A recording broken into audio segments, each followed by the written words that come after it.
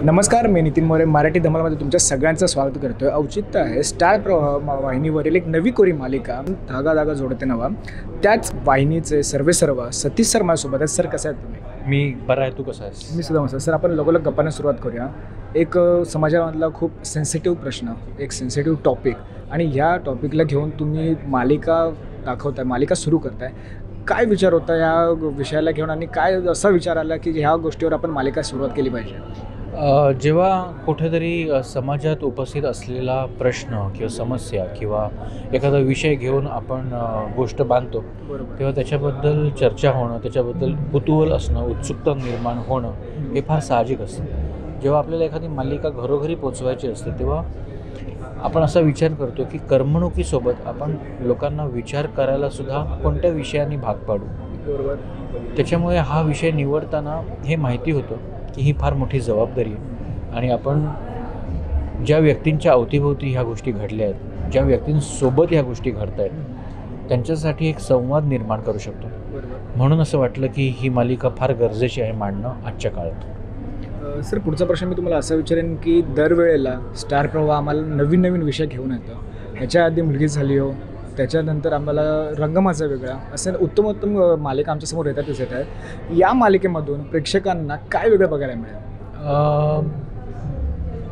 वेगळं म्हणण्यापेक्षा वेगळा विषय एकतर बघायला मिळेल। ज्या डेली सोप्स असतात, ज्या टेलिव्हिजनच्या मालिका असतात, त्यांची धाटणी सेम असते। आकर्षित काय करतं तर विषय, त्यामुळे वेगळा विषय बघायला मिळेल, जो विषय माझ्या मते मालिकेद्वारे आजपर्यंत मांडला नाही। की एखाद्या व्यक्तीला जर तुम्ही लेबल केलं तर त्याला नव्याने सुरुवात करायचा हक्क आहे की नाही। सो हे वेगळेपण आहे।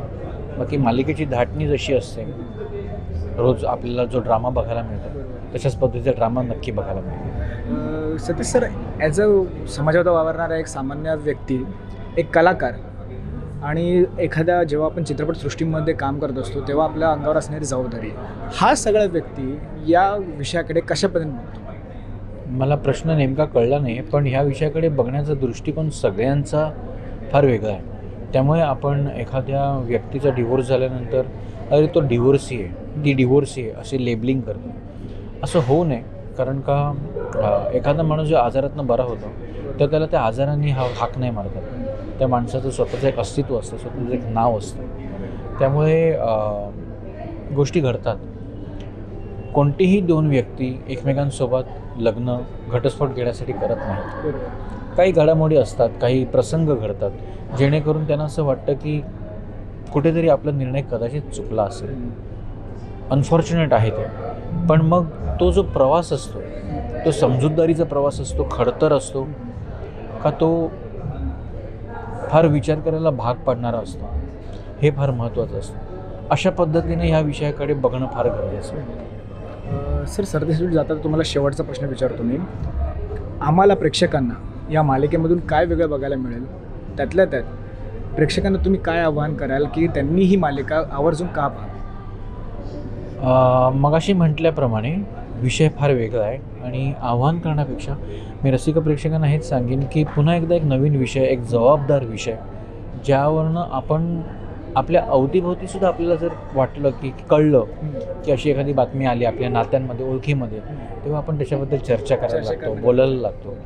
त्यामुळे हा विषय कुठेतरी सगळ्यांच्या जवळचा आहे, कारण नेमकं काय घडलं असेल, का घडलं असेल हे लोकांना बघायचं असतं, जाणून घ्यायचं असतं। कुठेतरी काही लोकांचा असा विचार असतो की अरे आपण काही मदत करू शकलो असतो का? त्यामुळे कुठेतरी मला खात्री आहे की हा विषयसुद्धा आई कुठे काय करते किंवा रंगमाचा वेगळा किंवा मुलगी हो सारखा लोकांसोबत एक तार जोडेल, आणि हा धागा जो आहे तो नवीन नवीन विणला जाईल। धन्यवाद सर, आणि खरंच आम्हाला खूप चांगलं वाटतं गप्पा मारायला। धन्यवाद, थँक्यू।